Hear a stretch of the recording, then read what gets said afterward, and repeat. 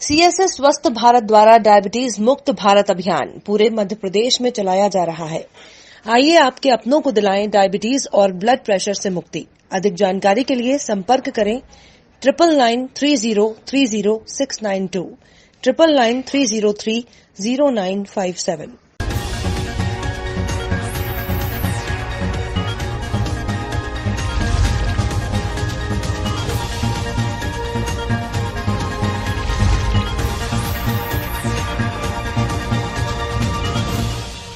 विष्णु दत्त जी शर्मा के निर्देशानुसार सिंगरौली के जिलाध्यक्ष वीरेंद्र के निर्देशानुसार सिंगरौली के जिलाध्यक्ष वीरेंद्र गोयल जी के मार्गदर्शन और जीवायन मंडल अध्यक्ष के नेतृत्व में चीन के दलाल और देश के गद्दार पूर्व मुख्यमंत्री कमलनाथ का पुतला दहन किया गया। कमलनाथ जी बतौर केंद्रीय वाणिज्य मंत्री के रूप में चीन के माल के आयात शुल्क पर भारी कटौती करके व्यापार को चौपट करने का अपराध किया है। कोविड-19 से जहां सारी दुनिया त्रस्त है, वहीं चीन द्वारा अपनी घृणित नीति के द्वारा भारत चीन सीमा पर हमला कर क्रूरतापूर्वक देश के वीर जवानों को शहीद कर दिया गया था, जिसका जनाक्रोश पूरे भारत में देखने को मिल रहा है। यही जनाक्रोश मध्य प्रदेश के रतलाम जिले में मुस्लिम राष्ट्रीय मंच के पदाधिकारियों और कार्यकर्ताओं में भी देखने को मिला। मुस्लिम राष्ट्रीय मंच के रतलाम जिला मीडिया प्रभारी एजाज उद्दीन शेख द्वारा जानकारी दी गई कि मुस्लिम राष्ट्रीय मंच के प्रदेश कार्यकारिणी सदस्य सैयद अमजद अली और रतलाम जिला संयोजक इलियास अहमद कुरैशी के नेतृत्व में समस्त रतलाम जिले के मंच के कार्यकर्ताओं ने रतलाम में छोटू बादशाह के आस्थाने मुबारक पर देश के शहीद वीर जवानों को श्रद्धांजलि अर्पित की और शपथ ली कि चीन के द्वारा बनाए गए किसी भी उत्पादन का मंच के पदाधिकारियों से लेकर कार्यकर्ता कोई भी उपयोग नहीं करेगा। आज मुस्लिम राष्ट्र मंच द्वारा हजरत छोटू बादशाह रहमतुल्लाह अलैह के आस्थाने आलिया पर मुस्लिम राष्ट्र मंच ने चादर पेश की। वह जैसा कि भारत और चीन की LAC पर तनाव अभी जो देखा जा रहा है और जो हमारे देश के वीर जवान शहीद हुए हैं उनको लेकर के हमने यहाँ श्रद्धांजलि का एक कार्यक्रम आयोजित किया था और साथ ही एक वृक्षारोपण भी यहाँ पर किया गया था। जैसा कि सर्वविदित है, चीन ने LAC पर भारतीय नौजवानों के साथ जो बर्बरतापूर्वक कार्रवाई की है, धोखे से और होशियारी से, चीन कभी हमारा दोस्त हो ही नहीं सकता। चीन ने हमेशा हमारे साथ धोखा किया है और अभी जो LAC पे उसने जो कार्रवाई की है उसकी हम घोर निंदा करते हैं। प्रोग्राम जो हम पूरे हिंदुस्तान के अंदर मुस्लिम राष्ट्रीय मंच माननीय इंद्रेश जी कुमार के निर्देश अनुसार और मार्गदर्शन में कर रहा है, मुस्लिम राष्ट्र मंच पूरे हिंदुस्तान के अंदर इस कार्यक्रम को कर रहा है। उसी श्रृंखला के अंदर आज हमने रतलाम जिले में रतलाम शहर में छोटू बादशाह रहमतुल्लाह अलैह के मजार बगीचे के अंदर हमने पौधारोपण कर शहीदों को श्रद्धांजलि देते हुए और उनको पुष्पमाला अर्पण किए और हमने आह्वान किया देश की जनता से, नगर प्रदेश की जनता से, जिले की जनता से और नगर की जनता से कि वो चाइना के माल के क्रय और विक्रय को पूरी तरह से प्रतिबंधित करे और एक साथ हिंदुस्तानी का नारा लगाते हुए एक साथ हिंदुस्तान के ही सामान का इस्तेमाल करे। और आज खितौली से 5 किलोमीटर दूर ग्राम करेला में गेहूं खरीदी केंद्र में खितौली निवासी प्रेम कुमार रघुवंशी ने अपने पुत्र को भेजकर गेहूं 16 मई 2020 को खरीदी केंद्र में बेचा था, लेकिन आज दिनांक 29 जून 2020 तक उनके खाते में गेहूं खरीदी का पैसा अभी तक नहीं आया, जिसके कारण विक्रेता प्रेम कुमार के पुत्र रघुवीर ने गेहूं खरीदी केंद्र प्रभारी से पूछा कि आज तक गेहूं का पैसा क्यों नहीं आया। 2-3 बार वो उनके घर भी गया। इस पर खरीदी केंद्र के प्रभारी ने कहा कि 2 गाड़ी माल अभी फंसा हुआ है जो रिजेक्ट हो गया है, जैसे ही गाड़ी अंदर हो जाएगी तो फंसा हुआ पैसा भी वापस आ जाएगा। किसान का कहना है कि गेहूं बेचने के 7 दिवस के अंदर पैसा आने का प्रावधान है। पैसा न आने की स्थिति अगली धान की खेती करने पर मुश्किल हो जाएगी, इसलिए उच्च अधिकारियों से हमारा निवेदन है कि वो तत्काल गेहूं का पैसा दें।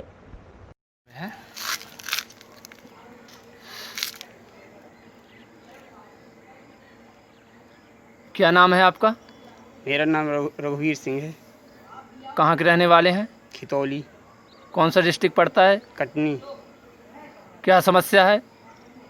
श्रीमान जी, समस्या मेरी ये है कि मैं गेहूं बेचने गया 16/5/2020।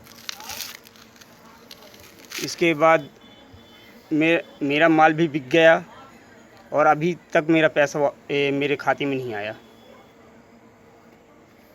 किसके नाम से माल बेचे हो? गेहूं आपने किसके नाम से बेचा? किसके नाम से खाता था? मेरे पिताजी का खाता लगा है उन्हीं के नाम से खाता है। क्या नाम है पिताजी का? प्रेम कुमार सिंह। इसकी शिकायत आपने कहीं किया है क्या?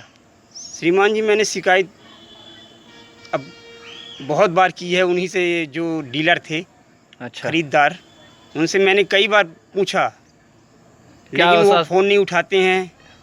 और से घर उनका काफ़ी दूर है, तो वहाँ से एक दो बार उनके घर भी गया, वहाँ भी मुलाकात हुई नहीं मेरी। एक आध बार कभी हुई? हाँ हुई। तो क्या आश्वासन दिया उनने? वो आश्वासन यही दिए कि पैसा आ जाएगा। और से अब आज की डेट में वो बता रहे हैं कि आपका एक दो गाड़ी माल फंसा हुआ है, रिजेक्ट। तो श्रीमान जी, हम तो हमारा तो गेहूँ पास हो के गया है। आखिर इसका जिम्मेदार किसको बता रहे हैं अधिकारीगण? अब ये नहीं बता रहे हैं, बोल रहे हैं कि गाड़ी फंसी हुई है, जब माल गाड़ी अंदर हो जाएगी तो पैसा आ जाएगा। आपको ऐसा कुछ नहीं कहा उनने कि इस डेट तक पैसा आ जाएगा? कुछ नहीं कहा। अच्छा, पिताजी के नाम का जो रजिस्ट्रेशन है उसमें गेहूं बेचने आप गए थे? जी सर। पिताजी नहीं जा पाते? नहीं, वो वृद्ध हैं। अच्छा, चलिए, धन्यवाद।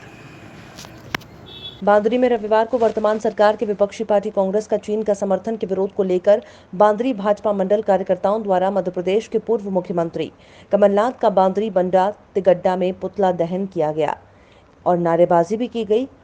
इस दौरान बांदरी भाजपा मंडल अध्यक्ष पप्पू मुकदम और पूर्व महामंत्री राजेंद्र प्रसाद जैन ने बताया, चीनी वस्तुओं का बहिष्कार करते हैं, साथ ही कांग्रेस पार्टी द्वारा चीन का समर्थन करने पर विरोध करते हैं और कहा, ये समय देश के हर नागरिक को एक होने की आवश्यकता है, आपसी मतभेद का नहीं।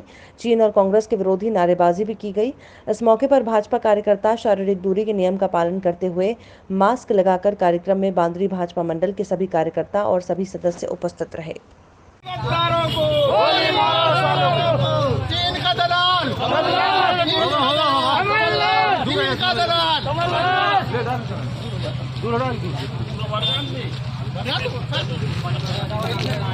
कल भैया 11 बजे खारी उठे।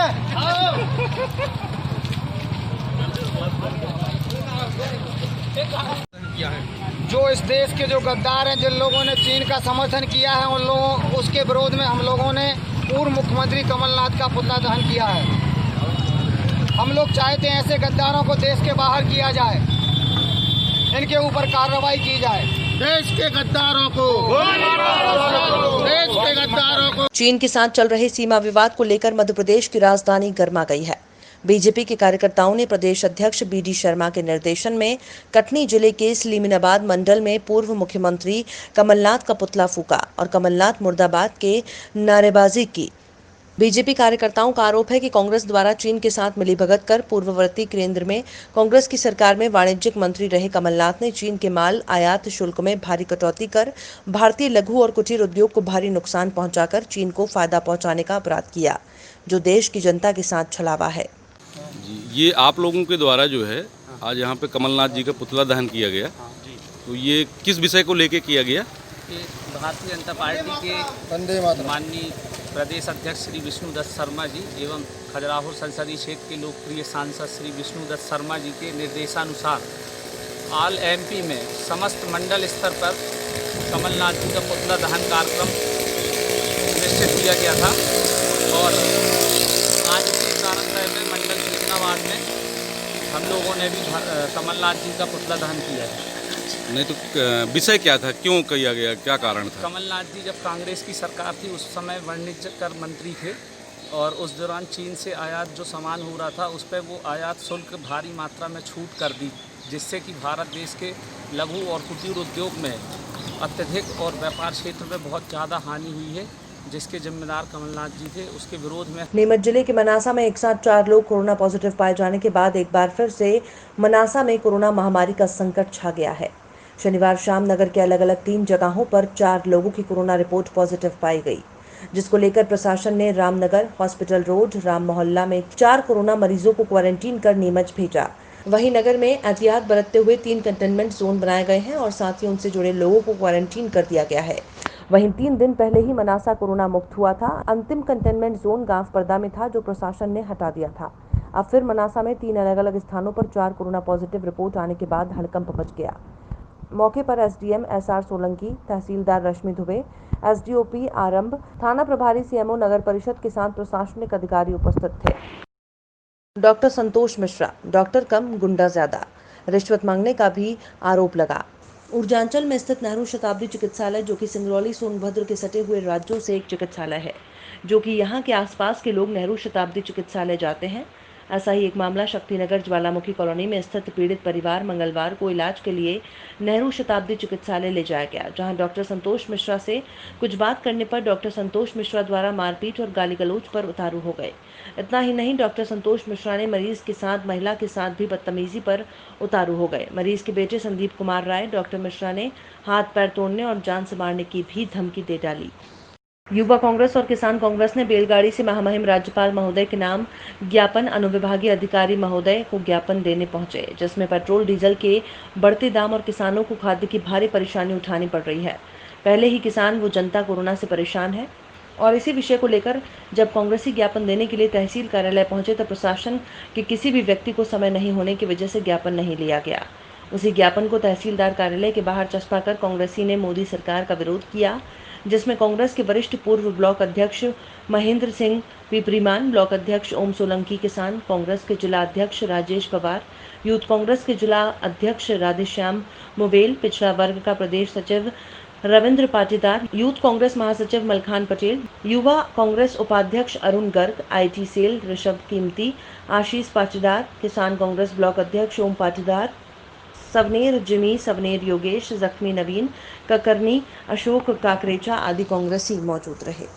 कटई से ही दूसरी घटना, प्रेग्नेंट महिला को सही समय पर जननी एक्सप्रेस 108 न मिलने के कारण अस्पताल देर से पहुंची, जिससे मां के पेट में स्थित 2 जुड़वा बच्चों में एक का प्रसव हुआ। एक बच्चा मां के पेट में ही है और मां दोनों की मृत्यु हो गई।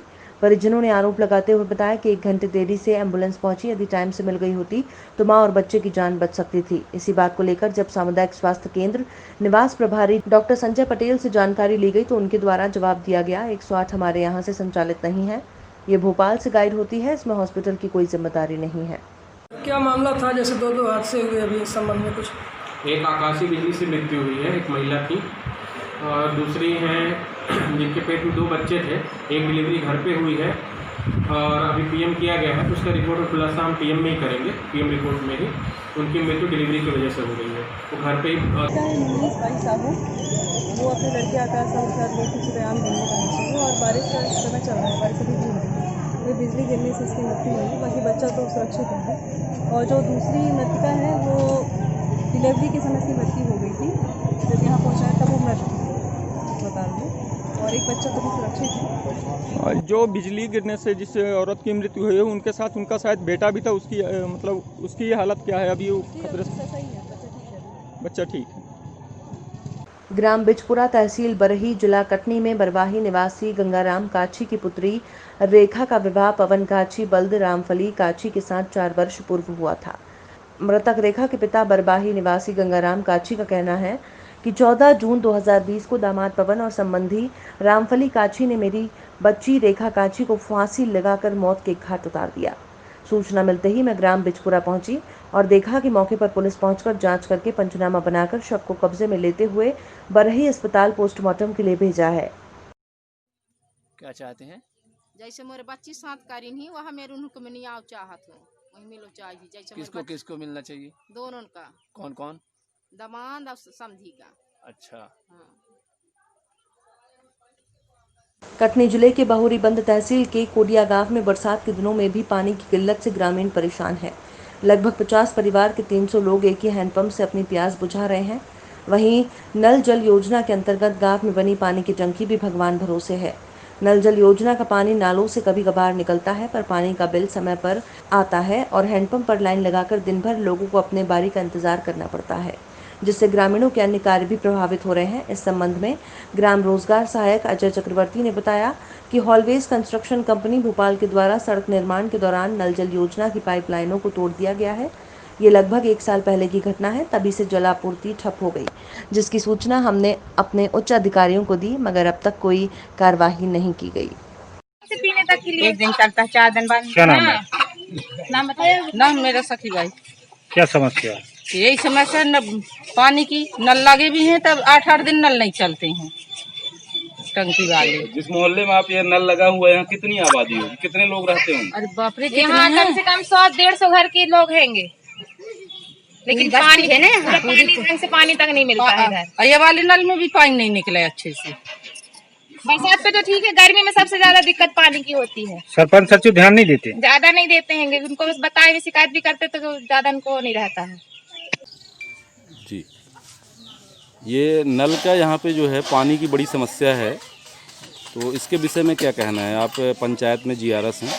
जी, हैंडपंप ये चालू है, सभी को लाइन लगा के पानी दिया जा रहा है। तो नहीं, तो यहाँ पे जिस टाइप से अगर देखा जाए इतने सारे डिब्बे लगे हुए हैं, तो ये तो सुबह से शाम तक एक आदमी जो है सिर्फ पानी ही भरता है। जी, अब पानी तो भरना ही पड़ेगा ना हैंडपंप से। सर नहीं। ये टंकी बनी हुई है जो अपनी, जी इसमें क्या मतलब पाइपलाइन नहीं डली की क्या समस्या? जी, हमारे यहाँ टंकी में कोई समस्या नहीं है जी। हमारे यहाँ जो हेलवेज कंस्ट्रक्शन कंपनी जो रोड निर्माण कर रही है सिमलाबाद से बोहरीवन रोड, हाँ। भोपाल द्वारा, उनके द्वारा सिमलाबाद से बोहरीवन रोड पर 500 मीटर पाइपलाइन को तोड़ दिया गया है, जिससे 2 बोरवेल का पानी टंकी पर नहीं जा रहा है। इस कारण से थोड़ा सा नल जल योजना में समस्या जा रही है। नल जल योजना में सिर्फ 1 बोरवेल का पानी जा रहा है, जिससे मतलब